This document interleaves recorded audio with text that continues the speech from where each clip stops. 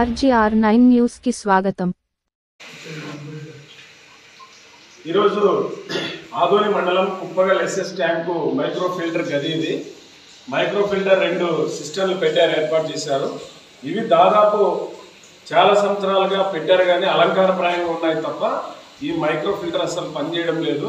ఈ micro filter పనిచేయకపోవడంతో గ్రామాలకు ఒండు నీళ్ళే శరణమవుతున్నాయి।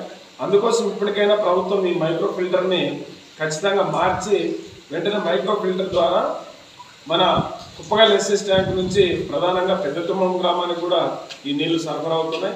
కుప్పగల్లు, బల్లెకల్లు, జాలమంచి, పాండవగల్లు, గన్నేపల్లి, ఇస్వి ఈ గ్రామాల వరకు కూడా ఈ మైక్రో ఫిల్టర్ నీళ్లు అందించే బాధ్యత ప్రభుత్వం పైన ఉంది। ఇప్పటికైనా ఖచ్చితంగా ఈ మైక్రో ఫిల్టర్ ద్వారా నీళ్లు మంచినీటిని శుద్ధి చేసినటువంటి నీళ్లను ప్రభుత్వం వెంటనే అందజేయాలని చెప్పేసి అధికారులు ఆ రకంగా చర్యలు తీసుకోవాలని చెప్పేసి మేము ఈరోజు సిపిఎం పార్టీగా ఇక్కడ ఈ మైక్రో ఫిల్టర్ గదిని ఇవన్నీ కూడా పరిశీలన చేయడం జరిగింది।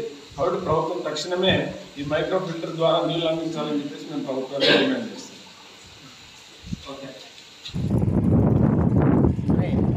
ఆదోని మండలం కుప్పగల్ ఎస్ఎస్ ట్యాంక్ని పరిశీలన చేయడానికి సిపిఎం బృందంగా ఈరోజు రావడం జరిగింది।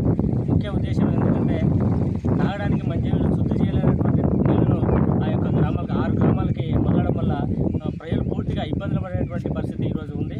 అయితే ప్రత్యామ్నాయంగా ఇంతకుముందే గతంలోనే సిపిఎం పార్టీగా డిమాండ్ చేయడం ఏమంటే మోటార్లకి ప్రత్యామ్నాయ మోటార్ ఏర్పాటు చేయాలి। అదేవిధంగా గ్యాస్ కూడా శుద్ధి చేయడానికి కోసం గ్యాస్ కూడా శుద్ధి చేయడం దానికోసము ప్రత్యామ్నాయం గ్యాస్ సిలిండర్లు ఏర్పాటు చేయాలని చెప్పి మరి గుత్తేదారులకు ప్రభుత్వాలకు ఎన్నిసార్లు చెప్పినా పెడిచెవినే పెట్టేటువంటి పరిస్థితి ఈరోజు చూస్తున్నాం। కాబట్టి ఈ యొక్క 6 గ్రామాల్లో శుద్ధి చేయలేనటువంటి నీళ్లు సరఫరా చేయడం వల్ల అనేక రకాలుగా ప్రజలు రోగాలు బారిన పడినటువంటి పరిస్థితి ఈరోజు 6 గ్రామాల్లో చూస్తూ ఉన్నాం। కాబట్టి ఖచ్చితంగా ఈ శుద్ధి చేసినటువంటి నీళ్ళని